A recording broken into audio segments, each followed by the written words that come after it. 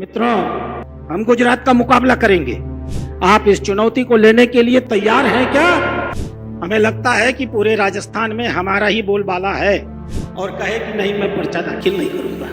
ये हमारी लड़ाई है। तो मदन राठौर जी को मैं जानता भी नहीं था।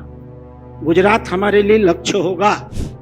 इस राजस्थान का हर नागरिक जब तक भारतीय जनता पार्टी का समर्थक नहीं बन जाए, भारतीय जनता पार्टी का मतदाता नहीं बन जाए, तब तक हमारा काम पूरा नहीं होगा। लेकिन वो यहाँ आए और यहाँ से लौट गए और कहे कि नहीं, मैं पर्चा दाखिल नहीं करूंगा। सच क्या है? 10 नगर निगमों में से 5 हमारे पास हैं, 5 नहीं है। 394 पार्षद हमारे पास है नगर निगमों के, 347 नहीं है। परिषदों में 10 पार्षद हमारे पास हैं, 21 पार्षद नहीं है। परिषद के पार्षदों में 707 हमारे हैं, 815 नहीं है। आज से 7 महीने पहले जब मैं यहाँ आया था तो मदन राठौर जी को मैं जानता भी नहीं था। मेरे आने के कुछ दिन पहले ही ये यहाँ के अध्यक्ष नामित हुए थे। मुझे इस मंच से कहने में कोई गुरेज नहीं है। इस 7 महीने के अंदर माननीय मदन राठौर जी ने अपनी मेहनत से, अपने समर्पण से, अपने निष्ठा से, अपनी व्यवहार कुशलता से और लगातार जनता के बीच में, कार्यकर्ताओं के बीच में चरैवैती की सिद्धांत के साथ चलते रहने से 7 महीने में उन्होंने, मुझे याद है जब, अन्यथा की बात नहीं है, लेकिन जब आप अध्यक्ष बनाए गए थे नामित होकर, आप खुद कहते थे कि मैं बहुत सारे क्षेत्रों से अभी परिचित नहीं हूं। और आज हम गर्व के साथ कह सकते हैं कि 7 महीने के अंदर माननीय प्रदेश अध्यक्ष ने इतनी मेहनत और शिद्दत से काम किया। आज वो इतने लोकप्रिय हैं एक प्रदेश अध्यक्ष के रूप में कि इनके खिलाफ किसी ने नामांकन करने का भी हिम्मत नहीं जुटाया। आप इसके लिए बहुत बहुत बधाई के पात्र हैं।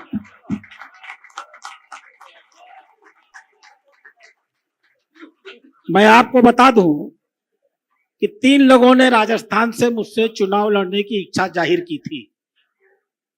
मैंने उनसे कहा था कि प्रदेश कार्यालय पे चले जाइए, वहां की प्रक्रिया समझ लीजिए, आप नामांकन करिए, मैं चुनाव करवा दूंगा। मैंने उन्हें आश्वस्त किया था। लेकिन वो यहाँ आए और यहाँ से लौट गए और कहे कि नहीं, मैं पर्चा दाखिल नहीं करूंगा। यह आपकी लोकप्रियता की पहचान है। लेकिन माननीय प्रदेश अध्यक्ष जी, लोकप्रियता बहुत सी चुनौतियों को भी लेकर के आती है। सबसे बड़ी चुनौती यह है कि राजस्थान में आपकी सरकार है। संगठन के लिए मैं इसे हमेशा चुनौती मानता हूं, क्योंकि जब सरकार अपनी होती है तो हमारे मन में संतुष्टि का बोध होता है। हमें लगता है कि हमने सब कुछ पा लिया है। हमें लगता है कि पूरे राजस्थान में हमारा ही बोलबाला है। हम आत्मश्लाघा से, अति आत्मविश्वास से इतना डूब जाते हैं कि माननीय मुख्यमंत्री के पांव में ही अपना पांव डाल करके हमें लगता है कि संगठन का काम हो गया। ऐसा कतई नहीं होता।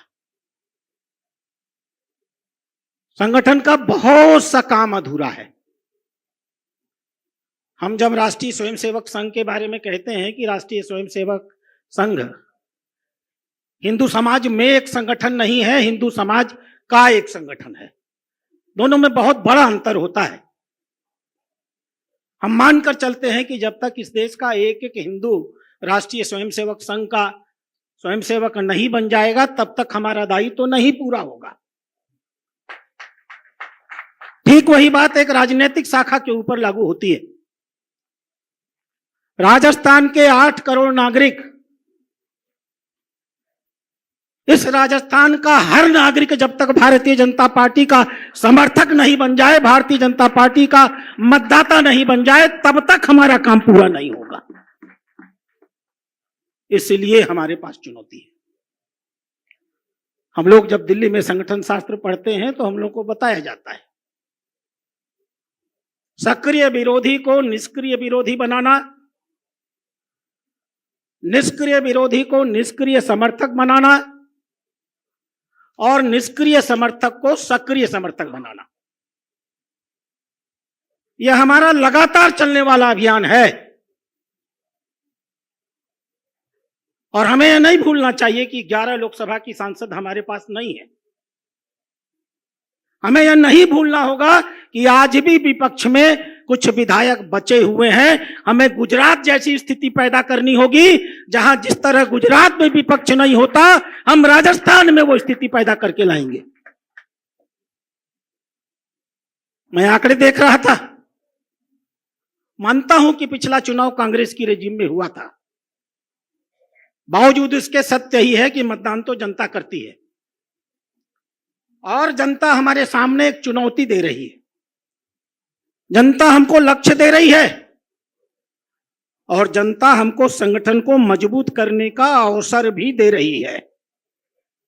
सच क्या है? 10 नगर निगमों में से 5 हमारे पास हैं, 5 नहीं है। 394 पार्षद हमारे पास है नगर निगमों के, 347 नहीं है। परिषदों में 10 पार्षद हमारे पास है, 21 पार्षद नहीं है। परिषद के पार्षदों में 707 हमारे हैं, 815 नहीं है। पालिका के कुल वार्डों में, पालिका में कुल पालिका अध्यक्ष 100 कांग्रेस के हैं, 49 हमारे हैं। और सदस्यों में 1574 हमारे हैं, 1901 हमारे नहीं है।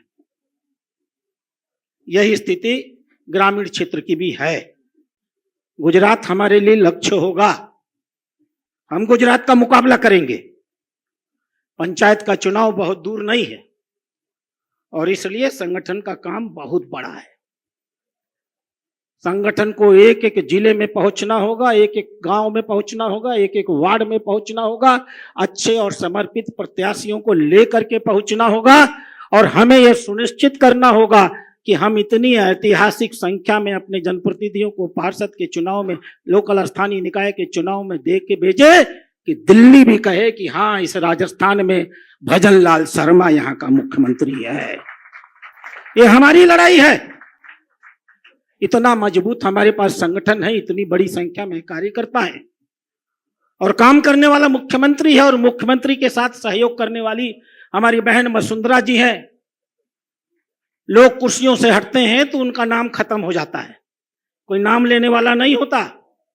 हम गर्व के साथ कह सकते हैं 1918 के बाद से माननीय वसुंधरा जी मैडम मुख्यमंत्री नहीं है, लेकिन आज भी पूरे राजस्थान में आपकी लोकप्रियता है और आपने तय किया है कि हम कदम से कदम मिला करके भजनलाल जी के हाथों को मजबूत करेंगे। इसलिए मित्रों, हम सबको एक नए यज्ञ की तैयारी करनी है। इस तैयारी को हम आज से ही शुरू करने जा रहे हैं। सभी जिलाध्यक्षों की 3 बजे बैठक होगी। मैं और नवनिर्वाचित प्रदेश अध्यक्ष उस बैठक में बैठेंगे और किस प्रकार से, जैसे हम लोगों ने एक अच्छे अध्यक्ष को चुना है, हम सारे जिलाध्यक्षों को जानते हैं। बहुत ईमानदारी के साथ मदन जी ने टीम बना करके, 5 लोगों की टीम बना करके बहुत ईमानदारी के साथ अध्यक्षों का चयन करने का काम किया है। हमें जिला समितियां बनानी है, हमें मंडल समितियां बनानी है और जितनी अच्छी, जितनी समर्पित ये समितियां हम बना लेंगे, स्थानीय निकायों के चुनाव में हम उतनी मजबूती से जीतने की स्थिति में होंगे।